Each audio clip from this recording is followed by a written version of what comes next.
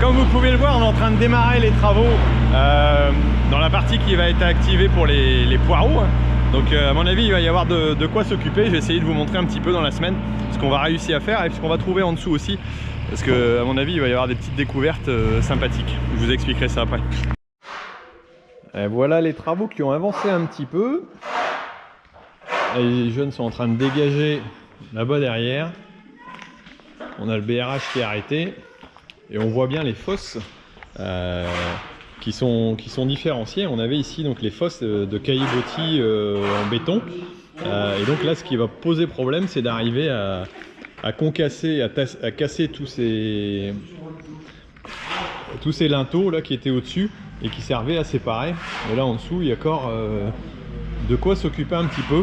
Mais ici on aura au moins les deux fosses à eau pour la partie construction qui sont déjà presque réalisées. On aura un mur à faire d'un côté, un mur à faire de l'autre et puis ça sera pas mal avancé.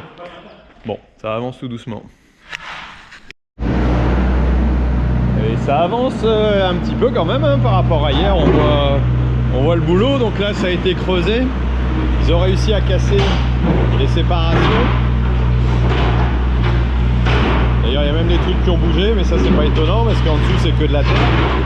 On voit que c'est un petit peu creux, ça a été rebouché avec que des cailloux, pas grand chose.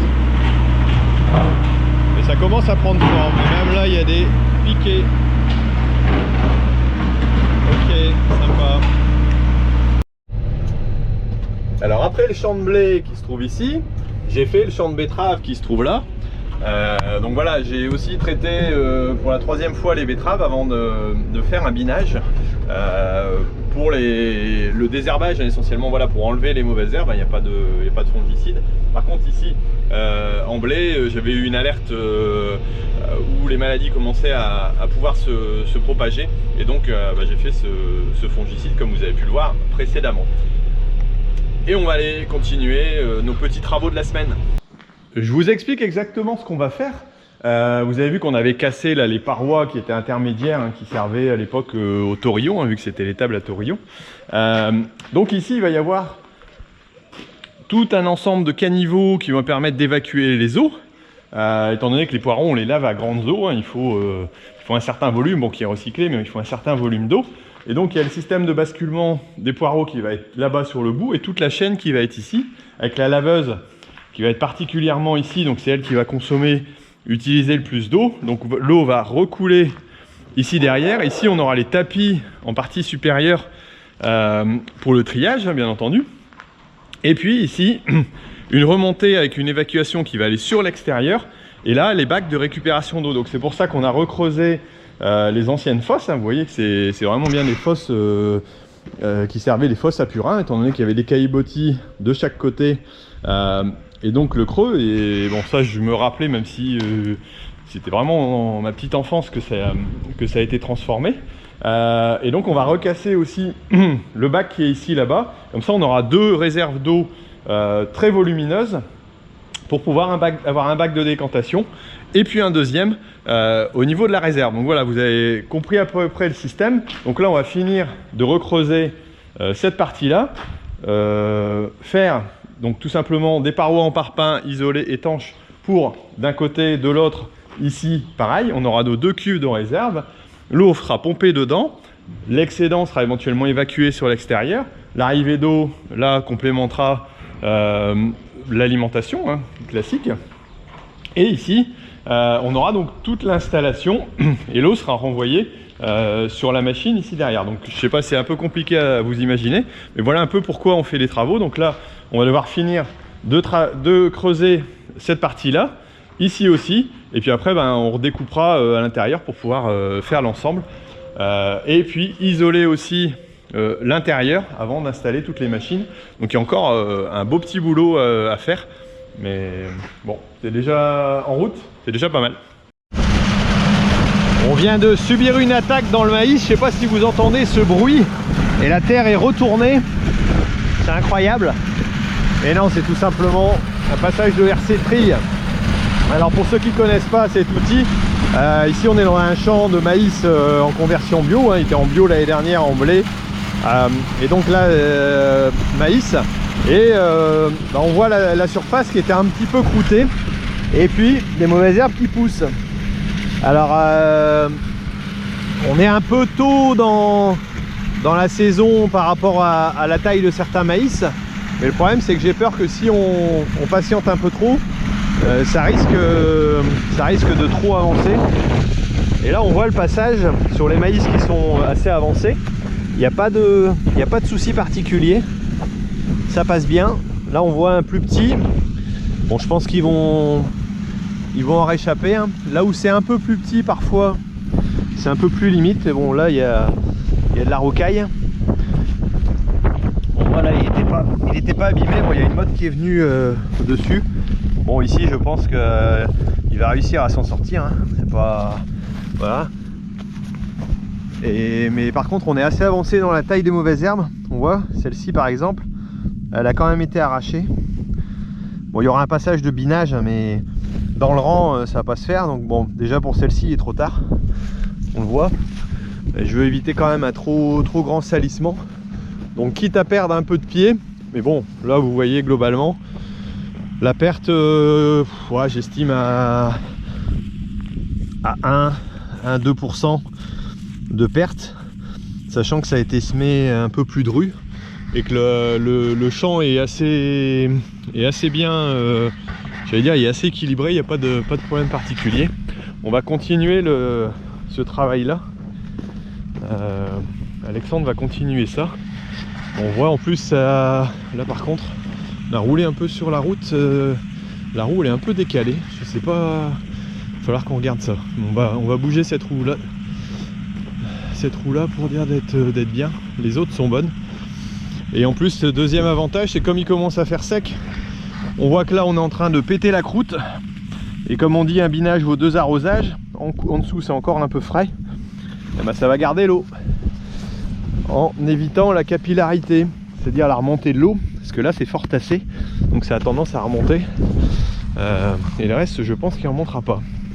Bon, par contre vitesse 3 km/h, là ça va pas avancer trop vite, mais bon, il vaut mieux y aller doucement, pas perdre trop de pied et pour autant garder une certaine densité. Moi je suis assez content du travail quand même globalement. Alors celles-ci ne seront pas enlevées, hein, c'est clair. Il y a un peu de tard, mais ici entre deux ça va au moins en dégager quelques-unes de mauvaises herbes. On voit comme celle-ci, hop, voilà, a été déchaussée quasiment. Là c'est juste, hein.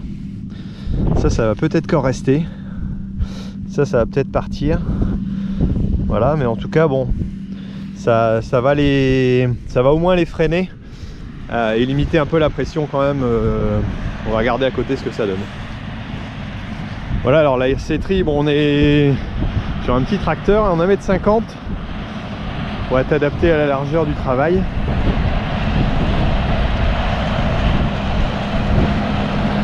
Non, les maïs sont beaux, je trouve.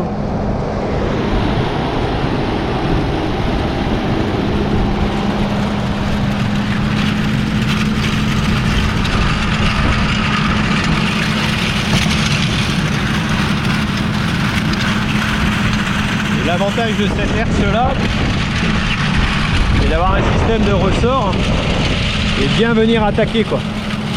On a des pointes, là c'est pas mal comme travail. Parce que sinon, une simple griffe là-dessus, ça aurait été un peu juste.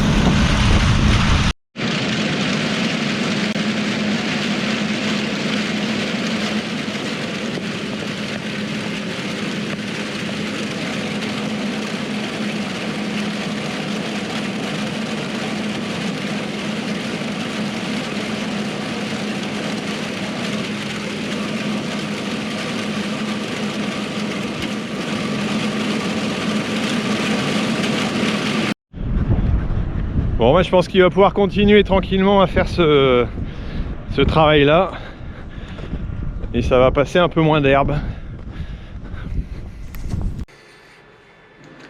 Sous la casquette d'un agriculteur, des champs et des hommes, moi Thierry agriculteur.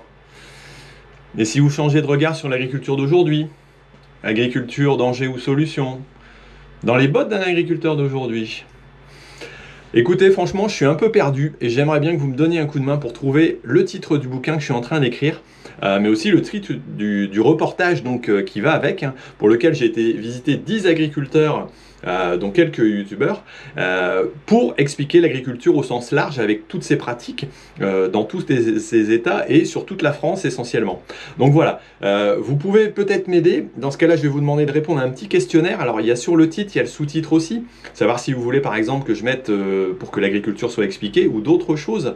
Savoir aussi qui on pourrait mettre en préface de ce bouquin, ça pourrait être intéressant d'avoir votre avis là-dessus. Et puis différentes petites questions. Il y en a vraiment pour 5 minutes, il n'y en a pas pour longtemps. Donc si vous voulez, vous allez cliquer là en dessous et puis vous m'aiderez fortement pour pouvoir répondre à ces questions. Et nous voici arrivés dans les fosses. Donc là on voit bien comment ça a été creusé. Donc on va avoir des fosses de belles dimensions, hein, étant donné qu'ici on a 1,40 m de large. Ici en longueur on doit être à peu près à 4,5 m, 5 mètres. Donc il va nous suffire, alors là on a gardé la paroi sur le côté, il va suffire entre guillemets de couvrir ici sur le côté, bon, bien nettoyer le fond, réétanchéifier les choses, et puis toute l'eau qui vient de la circulation pourra venir ici dans le bassin de décantation pour pouvoir tout à fait supporter le travail. Donc voilà, là ça a déjà pas mal avancé. Bon, il reste encore beaucoup de choses à faire, hein, entre autres de coffrer sur les côtés, parce qu'on s'est posé la question, mais l'idéal ce serait de coffrer en béton, de pouvoir remplir un peu sur les extérieurs, et puis ensuite de poser la gouttière ou la canalisation adéquate, et d'arriver à faire tout cet ensemble là pour pouvoir bien travailler. Donc voilà, c'est pas mal avancé. Bon, allez, on va aller refaire un petit tour peut-être ailleurs s'il reste quelques petites choses à faire pour cette semaine. Alors Alexandre arrive pour préparer la plantation de salade qui va avoir lieu cet après-midi. Et ce matin, c'est la coupe, comme depuis le début de semaine. Pascal et Emilien qui s'y mettent. Ça va, il y a assez de cœur? Ça va.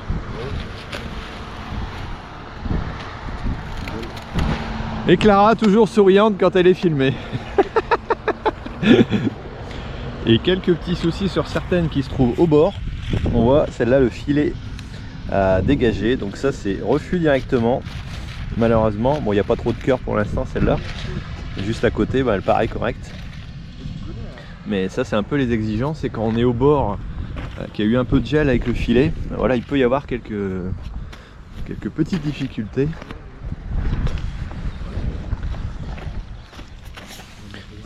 On voit quelques mercuriels qui ont passé à travers et on comprend pourquoi on utilise la bâche plastique, sinon ce serait envahi comme ça, tout simplement.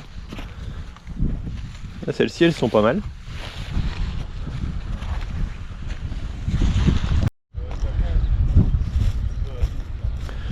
Voilà, alors là il restait quelques salades un peu plus petites ou alors des bordurées qui vont être enlevées. Voilà, mais après la première semaine, il y a déjà une bonne partie de partie. Le commerce est en route. Malheureusement, voilà, il y a eu quelques refus à cause des bordurages. Alors c'était une ancienne bâche, un peu problématique parce que du coup elle a volé un peu plus. Et quelque part ça nous enseigne que voilà, on n'a jamais tout compris. Et il y a encore des améliorations à faire dans la production, c'est pas évident. Surtout n'oubliez pas d'aller répondre aux petits questionnaires, aux petits sondages, pour essayer de trouver avec moi le titre adéquat pour le bouquin et le reportage. C'est super important, hein. Allez, allez-y.